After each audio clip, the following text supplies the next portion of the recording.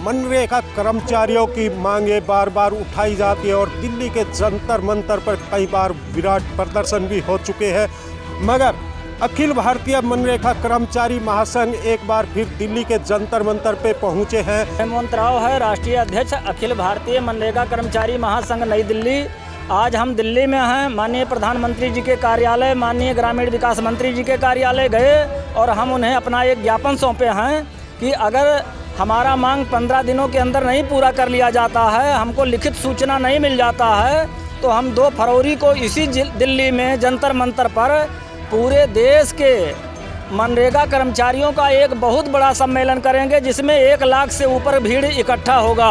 अखिल भारतीय मनरेगा कर्मचारी महासंघ के राष्ट्रीय अध्यक्ष हेमंत राव और राष्ट्रीय महासचिव चिदानंद कश्यप आज दिल्ली के जंतर मंतर आए हुए हैं और इन्होंने बताया कि ऑल इंडिया मनरेगा कर्मचारी के लिए अखिल भारतीय मनरेगा कर्मचारी महासंघ बराबर उनकी आवाज उठाती है और उठाती रहेगी।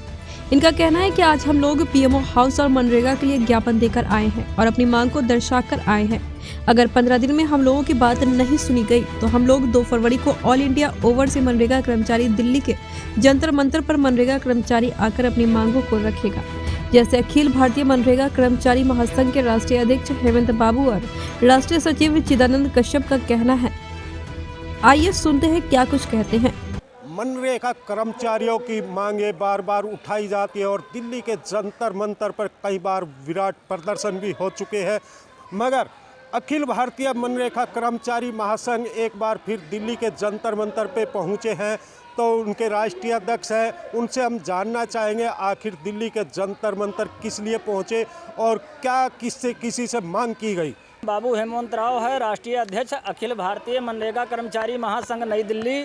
आज हम दिल्ली में हैं। माननीय प्रधानमंत्री जी के कार्यालय, माननीय ग्रामीण विकास मंत्री जी के कार्यालय गए और हम उन्हें अपना एक ज्ञापन सौंपे हैं कि अगर हमारा मांग 15 दिनों के अंदर नहीं पूरा कर लिया जाता है, हमको लिखित सूचना नहीं मिल जाता है, तो हम 2 फरवरी को इसी दिल्ली में जंतर मंतर पर पूरे देश के मनरेगा कर्मचारियों का एक बहुत बड़ा सम्मेलन करेंगे, जिसमें 1 लाख से ऊपर भीड़ इकट्ठा होगा। और हमारी मांग है कि हम कम मानदेय पर जो है सर्विस कर रहे हैं, हमको ग्राम रोजगार सेवकों को 40,000 रुपया प्रतिमाह वेतन दिया जाए और पदों पर कार्य रहे कर्मचारियों को सरकारी पद के समकक्ष जो है उनको मानदेय दिया जाए। और अभी तक हमको मानदेय कंटीजेंसी से मिलता है। कंटीजेंसी का धनराशि 6% है, 6% है, उसको बढ़ा करके जो है कंटीजेंसी का परसेंटेज 20% किया जाए कि जिससे हम कर्मचारियों को जो है मानदेय मिलता रहे। हमारी मांग यह भी है कि हम 17 वर्षों तक सरकार की सेवा किए हैं, तो अब हम लोगों को परमानेंट कर दिया जाए। हम सरकार को ये बताने का प्रयास किए हैं अपने ज्ञापन में कि चाहे सरकार, भारत सरकार हमको परमानेंट कर दे या देश के सभी राज्यों को परमानेंट करने के लिए निर्देश दे दे कि इनको परमानेंट करने की कार्रवाई करो। जी, तो क्या कहेंगे, दिल्ली पहुंचे? हाँ, नए साल में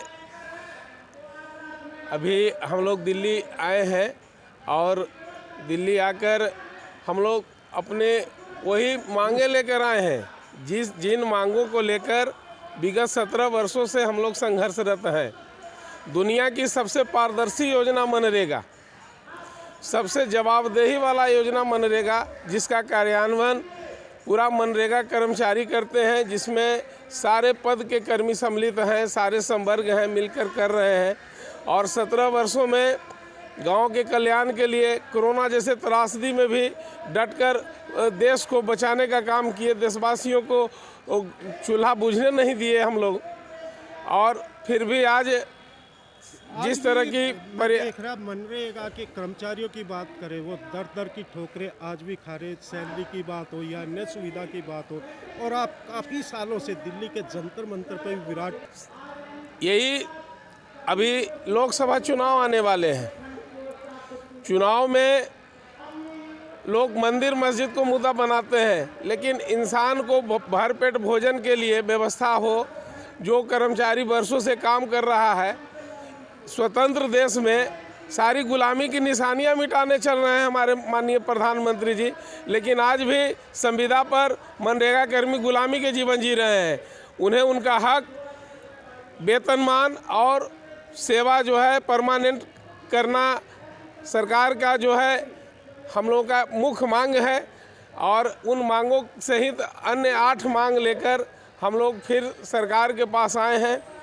प्रधानमंत्री जी को, माननीय केंद्रीय ग्रामीण विकास मंत्री जी को, सचिव महोदय को, इन सभी लोगों को जो जवाबदेह है मनरेगा के कार्यान्वयन में, इन सभी लोगों को हमने सूचना दिया है कि हमारी मांगों को कई वर्षों से टरकाया जा रहा है, उस पर कोई विचार नहीं की जा रही है। मनरेगा में कोई भी सुविधा आप नहीं दे रहे हैं, ना कोई तरह के उसमें कर्मियों के लिए कोई व्यवस्था दे रहे हैं। अभी आप एक ज्ञापन दे पाए प्रधानमंत्री कृषि भवन में, क्या लग रहा है सरकार सुनेगी या फिर इसके बाद फिर कोई ऐसा मैसेज मनरेगा कर्मचारियों के लिए जो एकजुट हो अपनी मांगों को लेकर? हाँ, हम लोगों ने ज्ञापन दिया है और अपनी मांगों को बहुत ही शालीनता और विनम्रता से रखा है। यदि फिर भी सरकार 15 दिनों में हमारी मांगें नहीं सुनती है, पूरा करती है, तो पूरे देश के तमाम मनरेगा कर्मी दिल्ली जंतर मंतर पर मनरेगा दिवस 2 फरवरी 2024 को दल बल के साथ अपनी मजबूत चट्टानी एकता का प्रदर्शन करते हुए अपनी मांगों के समर्थन में दिल्ली जंतर मंतर को भरने का काम करेंगे। 2024 में चुनाव है जी, 2024 में चुनाव है। ऐसे तो हम लोग कर्मचारी चुनाव रहने पर ही नहीं, लगातार हर वर्ष प्रयास कर रहे हैं और लगातार हर महीना प्रयास करते हैं, लेकिन सरकार के जो रवैया है वो खेदपूर्ण है, वो संवेदनहीनता के प्रकाष्ठा है।